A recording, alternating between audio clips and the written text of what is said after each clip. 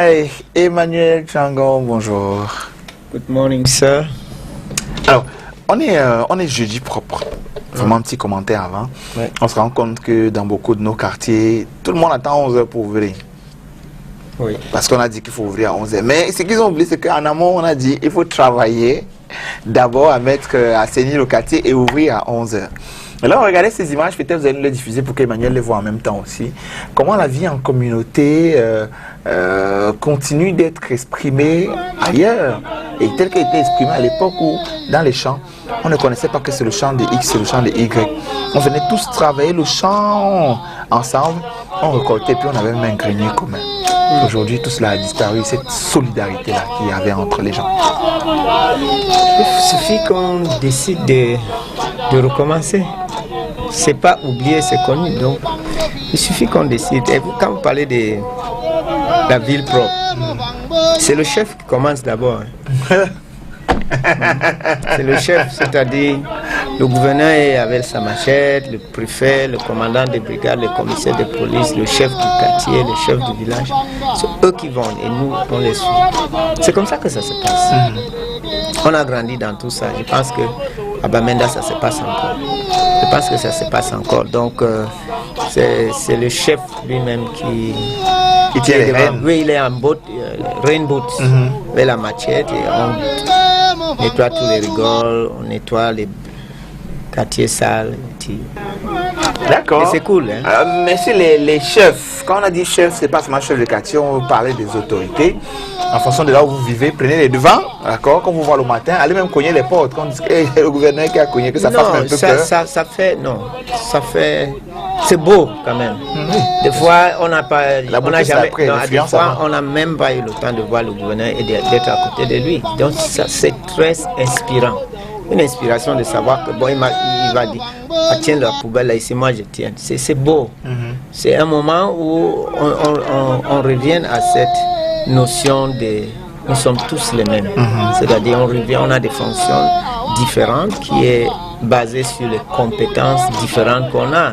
Pas forcément parce que l'autre est plus valorisant que d'autres. Non, c'est juste question de je suis médecin, bon, je dois être à l'hôpital, vous êtes gardienne, il faut veiller sur ceci. C'est question de compétences.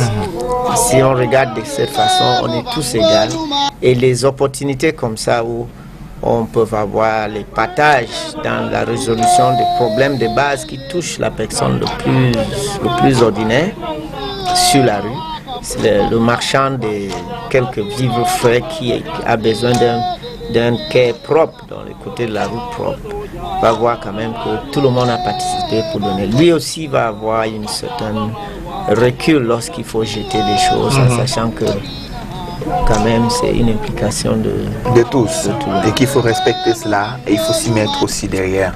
Ouais. Et donc, on va donc parler du massage maintenant. On poursuit bien sûr notre périple dans le massage et on fait la corrélation avec la thérapie désormais. Oui, donc le masseur et la personne venue chercher le soin. Le bien-être et le soin. Voilà, et la relation donc qu'il devrait avoir autour de tout ça. Entre ces deux personnes. L'un qui a une position de force, qui lorsqu'il n'est pas conscient ou veut profiter de l'autre peut devenir abusif et négligent et qui peuvent créer des séquelles chez l'autre qui est venu naturellement payer pour un service mais qui peuvent rentrer avec des problèmes, des complications même psychologiques. Bien sûr, et c'est derrière ceci qu'on en parle.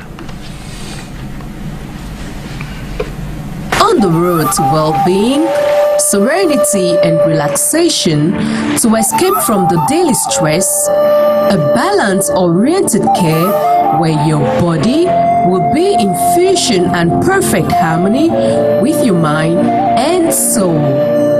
Viva Coiffure, the beauty of the mind, body and soul, situated at 250 Aphrodite Street, Bonapriso, besides Total Shop La Croix Santerre, with an annex at Bonamoussadi Zone A in a new building. contact us on the following numbers: 233-434-813, 695-191-354, 677-333356, or 233-477487, 653-560196, 677-856768.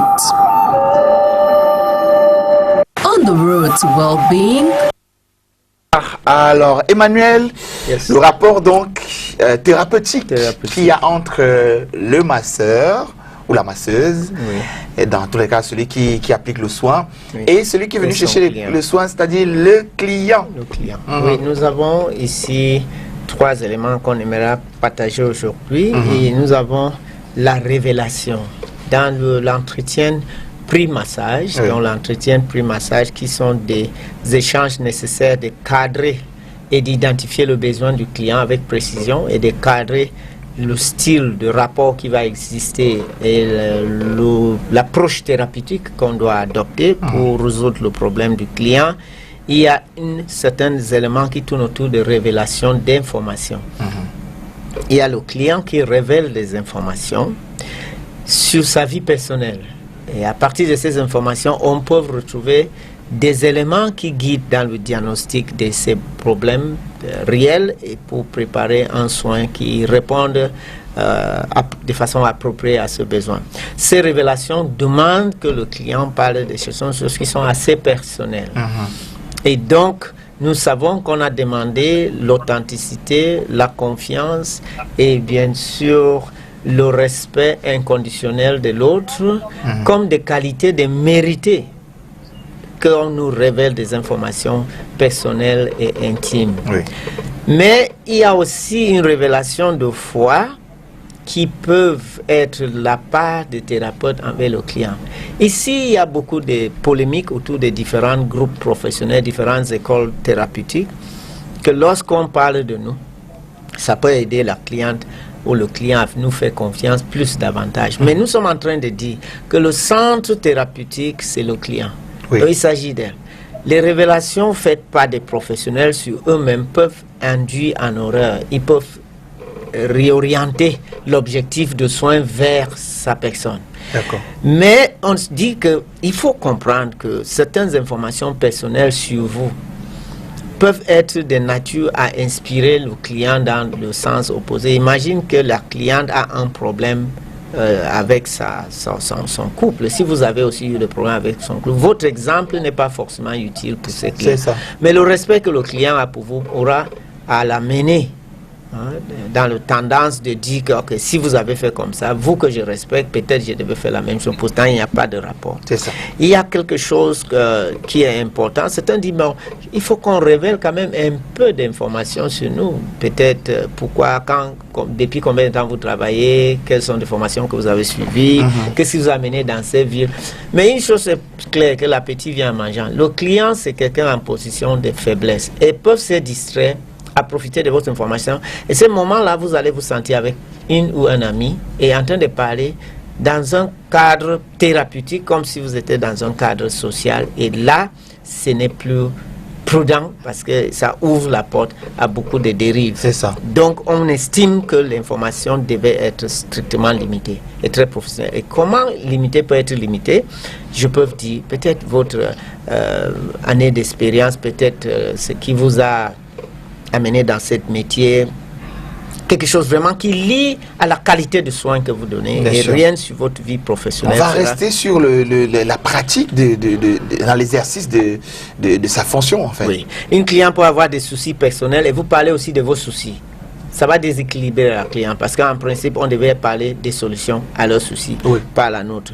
On ne devait pas dire que non, votre problème n'est pas grave. Moi aussi, je souffre de la même chose. C'est pas une solution. Le fait que j'ai eu ça, ça veut dire que c'est normal, ce n'est pas grave. Non. Je donne juste des exemples. Mais il y a beaucoup de fois, je voulais dire qu'en milieu thérapeutique, je parle encore dans notre communauté, personne ne réfléchit même à ce qu'ils doivent dire et ce qu'ils ne vont pas dire. Donc d'abord, il faut qu'on sache que ces choses sont cadrées par des règlements intérieurs de l'ordre des masseuses thérapeutes et que le fait que cet ordre est absentes ici ne veulent pas dire que demain vous ne pouvez pas vous retrouver dans une situation pénale ou civile où vous devez répondre à des conséquences des abus ou des négligences qui a affecté la vie. D'autres choses, les clients sont de plus en plus éveillés. Oui. Grâce à des émissions comme ça, beaucoup reçoivent des services dans le monde entier et reviennent ici.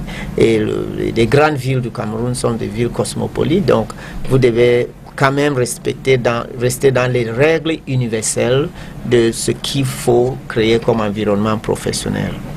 Donc, il faut toujours poser la question, est-ce que cette information que je révèle apportera un bien au client? C'est ça.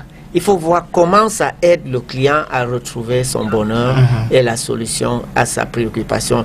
Dans le cas contraire, peu importe la sollicitation, peu importe ton imagination de comment ça peut être utilisé, il faut le mettre à côté. Okay. Et tout de suite, parce qu'on révèle les informations et parce que surtout les clients nous révèlent l'information, la deuxième chose qui vient, c'est la confidentialité. Comment gérer les informations personnelles des clients, des informations très intime, c'est confidentiel. Il y a des lois qui, même aujourd'hui au Cameroun, vont certainement vous inculper si vous révélez certaines informations qui peuvent apporter l'abus et la négligence d'une façon ou d'une autre dans la vie d'une cliente. Nous sommes en situation thérapeutique. Les médecins, peut-être des psychologues, et des responsables des services sociaux vont être très édifiés dans ces règlements et peut-être qu'on ait les conséquences, peut-être des avocats aussi, des choses comme ça. Donc aujourd'hui, les masseuses qui sont également ouvertes à ce genre d'informations, je ne pense pas, si on n'a pas vraiment fait une formation professionnelle dans une école qui respecte des normes internationales, ce sera difficile qu'on comprenne que révéler l'information intime d'une cliente est ouvert en poursuite judiciaire parce que c'est des informations données dans un cadre professionnel en vous prenant pour quelqu'un compétent de gérer cette information pour amener à bien l'objectif que le client recherche. Donc, il est très important qu'on respecte ces informations. Mais qu'est-ce qui se passe? En milieu thérapeutique, vous pouvez vouloir partager des informations avec d'autres professionnels venant du client parce que vous voulez explorer son cas davantage et vous avez l'aide des professionnels pour le cas. Peut-être même son médecin. Mais vous devez veiller peut-être un médecin. Si c'est son médecin, ça passe encore parce qu'elle vous aurait donné l'autorisation pas écrite de le faire. Pas verbal. Elle doit dire par écrit, oui, vous pouvez révéler. D'ailleurs, dans les procédures d'entrée en jeu, on vérifie tous ces éléments-là dans le cadre du travail. Alors, donc, il est important maintenant qu'on regarde l'aspect, et lorsqu'on communique avec un autre masseuse, peut-être dans un cas qu'on a, on doit veiller à ce que l'autre confrère ou consoeur ne puisse pas retrouver qui est la cliente. Donc l'information doit être codée, codifiée pour qu'on ne retrouve pas qui a... Donc l'identité n'est pas révélée. Tout à fait. C'est juste la nature peut-être du problème dont on peut parler et à travers cela les solutions arrivent, mais sans toutefois dévoiler l'identité de la personne qui a un problème. En milieu professionnel, vous pouvez avoir une cliente qui reçoit les services chez vous et puis il envoie sa soeur ou sa mère. Donc vous allez estimer que lui il a le droit de connaître ce qui s'est passé. Non. C'est aussi l'information que sa mère vous donne ou son mari vous donne. C'est une situation confidentielle parce que vous travaillez avec des individus. Donc si la personne, même pour dire à cette cliente que tel était chez moi pour son soin, c'est une information confidentielle que vous révélez. Et je veux vous dire que ça se fait de façon très banale. Et ça peut, quelqu'un peut dire, par exemple, en couple, je m'en vais au travail. Et puis on dit que non, elle était à l'institut. Ça, c'est un abus. C'est pas du tout respect de la déontologie. Donc, on ne doit pas révéler cette information. Des fois, c'est des questions de bonne foi. Comment évolue le soin de ma femme ou de ma mère? Est-ce que ça se passe bien? C'est très gentil de savoir comment ta personne se porte. Mais vous n'êtes pas à révéler cette information. Vous allez tout simplement dire, j'apprécie le souci que vous avez, mais je ne suis pas en position de vous le révéler. Mais je pense que la personne en question peut bien vous dire comment lui ou elle se sent, tout simplement. Parce qu'il faut que le public sache que nous avons des contraintes et qu'il y a des règles dans lesquelles nous travaillons qu'on doit respecter. Il est très, très important d'éviter de tomber dans ces pièges. Ça peut marcher jusqu'au jour qu'une seule fois ça ne marche pas et votre carrière sera complètement mêlée dans le désordre. il est aussi important de voir le cadre de travail. On doit travailler dans un espace assez retiré. Parce que c'est confidentiel. Ça veut dire que si vous avez une spa, une cliente qui vient pour le massage, ce n'est pas le business ou l'affaire des autres collègues de le savoir, ou bien des autres clients dans le savoir que l'autre allait faire un gommage corporel ou l'autre allait faire le massage. C'est pas les gens anti-ça. Les clients n'ont pas le droit de savoir ce qu'on peut faire là-bas. Ou ceci. Et vous allez voir chez confrères en esthétique et coiffure, comment c'est très facile pour nous de même dire que tel est notre client. C'est une révélation des formations internes. Ça pose des problèmes très graves. Vous n'avez pas à révéler qui sont vos clients en milieu public. Et il y a une autre situation. Vous êtes en milieu social. Vous êtes en boîte ou vous êtes dans un mariage. Et même quand vos clients vont venir vers vous, il ne faut pas encourager de parler travail. Vous pouvez jeter un coup d'œil, faire un signe de bonjour, un sourire, je t'ai vu, comment ça va, et c'est fini. Il ne faut pas être toujours en train de courir, aller saluer vos clients. Vous êtes en milieu social. Des fois, des clients sont embarrassés, ils n'ont pas besoin de savoir qui est leur coiffeur, qui est leur esthéticien et qui est leur masseuse. Ces gens ont une vie privée. Et dans un milieu social, il faut comprendre que vous n'êtes pas un milieu professionnel. Et le professionnel qui se respecte dans ces milieux, c'est celui-là qui est plus estimé. Et vous verrez très facilement, certains clients viennent vers vous, vous saluer et vous présenter à certaines de ces personnes. C'est ça. Elle a le droit de le faire, nous n'avons pas le droit de le faire. Et donc, je voulais dire que... Peut-être de vous solliciter personnellement quand elle arrive pour les services, bien que vous soyez nombreux à rendre ces services. Oui, mais quand en milieu public, elle veut parler du travail, faites tout pour éviter. Parce que vous risquez de parler devant d'autres personnes des informations qui vont retourner à être très embarrassantes. Et nous pensons qu'il est très important, comme je dis, le cadre de travail doit être aussi insonorisé davantage. Donc vous ne pouvez pas être en salle d'entretien avec le client et dans la chambre voisine ou à côté de staff, on entend ce que vous discutez. Donc c'est très très important. Donc il y a certaines conditions dans l'affaire quand même, on doit révéler les informations.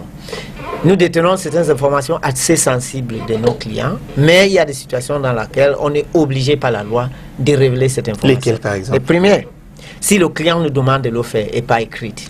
Et ça, c'est dans l'entretien qu'ils vont faire. 2, si la vie du client est menacée pendant le soin et vous devez appeler l'intervention médicale, vous êtes obligé de révéler des informations parce que surtout à cette fois, elle ne pourrait pas ou il ne pourrait pas être dans l'état de le dire facilement. Si elle est dans un état de malaise, vous êtes obligé de révéler des informations que vous avez attention, peut-être température, peut-être les historiques médicaux, diabète, hypertendu, des choses comme ça. Vous devez révéler ces informations qui est dans le dossier client. Et bien sûr, il faut qu'il y ait une demande par le procureur. Si par exemple la personne est poursuivie pour un problème civil ou pénal et la loi estime que certaines informations que vous détenez peuvent aider à clarifier le dossier sur l'ordre du procureur, vous serez obligé de révéler ces informations. Il y a une autre situation où la protection du public est importante. Imagine que dans les entretiens avec le client, il y a une révélation de sorte où je veux brûler le marché Congo, par exemple. Là, c'est... Ou je vais commettre un attentat. Ou je veux faire certaines choses. Ou bien ma colère est telle que je veux faire du mal à telle personne. Vous devez vérifier l'authenticité de cette intention. Et si ça s'avère possible, vous serez obligé par la loi de prendre des dispositions pour empêcher cela. Ça peut être quelqu'un qui vous voyez tendance suicidaire. Donc sa vie est menace sa propre vie. Vous devez prendre des dispositions quand vous avez ce genre d'informations. Nous sommes en milieu thérapeutique massage, mais nous avons tellement des informations comme si on était psychologue, thérapeute ou psychologue clinicien. Et donc c'est important qu'on voit comment ces deux choses frôlent. Il y a des situations où une tierce personne est menacée. Peut-être la personne a l'intention de faire du mal à quelqu'un d'autre. On doit aussi prendre des dispositions pour surveiller ce cas et de prendre des dispositions pour voir. Et puis en dernier lieu, s'il y a un abus d'enfants ou de quelqu'un en position de faiblesse, un handicapé, des vieilles personnes, des personnes vieilles, si leur vie est menacée par quelque chose lié à cet entretien, vous devez prendre des dispositions pour voir en sorte que nous ne mettons pas la vie en danger des scandales. Et ça varie d'un pays à un autre, mais je souhaite un jour que dans notre pays, on puisse aussi avoir la possibilité de mettre ces choses dans un ordre et de faire connaître ça obligatoirement à tout le monde, qui va recevoir les soins, de savoir qu'ils sont dans un cadre où leur vie est respectée et protégée. Bien sûr, on parle de thérapie. Oui, tout à fait. Qui dit thérapie, c'est assimilé à la médecine ou vous êtes venu chercher les soins? C'est lié à la santé. La pharmacie, c'est lié à la santé. Oui, tout à fait. Et donc, dans tous les cas, un ordre devrait normalement se mettre en place pour réguler tout cela, parce que les conséquences sont d'ordre clinique aussi souvent. Et en dernier lieu, on va développer davantage, nous avons des définitions de cadres de travail. Les cadres de travail, c'est des cadres qui indiquent qu'est-ce qu'on attend de ce soin et quelle est l'approche thérapeutique qu'on va avoir, où sont nos limitations. Limitations par rapport aux clients, limitations par rapport aussi. Il y a des choses aussi qu'on doit faire comprendre aux clients que ça n'existe pas ici, et ce n'est pas acceptable, ce n'est pas possible. Donc ces limitations ou ces définitions de cadre dans lesquels nous allons travailler, faire en sorte que nous pouvons savoir ce qui nous attend demain. C'est-à-dire des surprises désagréables ou des surprises inattendues ne sont pas appelées. Il n'y a pas question qu'il y ait une surprise. C'est-à-dire on doit pouvoir savoir tout ce qu'on peut avoir ici et tout ce qu'on ne peut pas avoir. Et cette définition, c'est une signe de sécurité. C'est une gage de compétences et de qualité.